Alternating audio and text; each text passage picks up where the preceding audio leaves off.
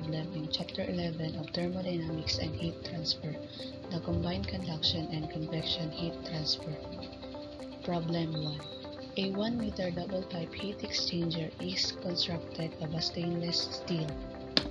The inner diameter of the tube is 15 cm and the outer diameter is 20 cm.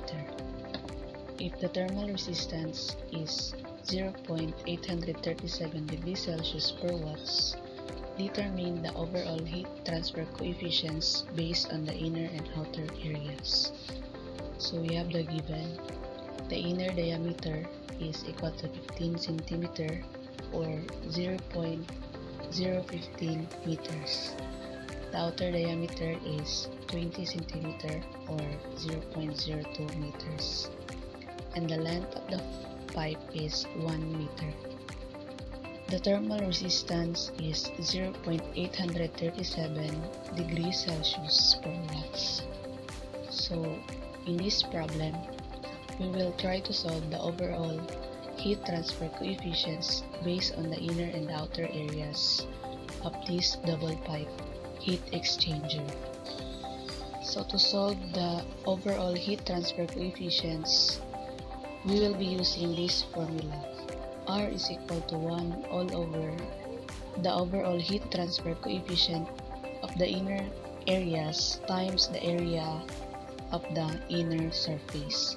So by deriving this formula, we have the overall heat transfer coefficient of the inner area is equal to 1 all over the thermal resistance times the area of the double pipe heat exchanger, which is pi times the diameter times the length. So we have 1 all over 0.0837 degrees Celsius per watts times pi times 0.015 meters times the length, which is 1 meter. So the overall heat transfer coefficient based on the inner surface is 254 watts per square meter times degree Celsius. Next is we will solve the overall heat transfer coefficient based on the outer area of the surface by using this equation.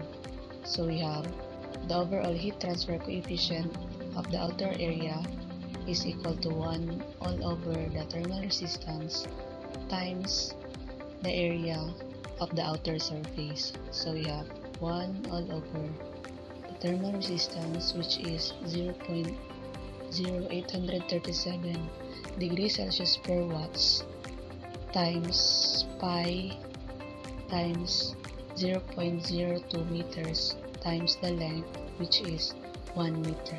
So we have the overall heat transfer coefficient based on the outer area is 190 watts per square meter times degree Celsius.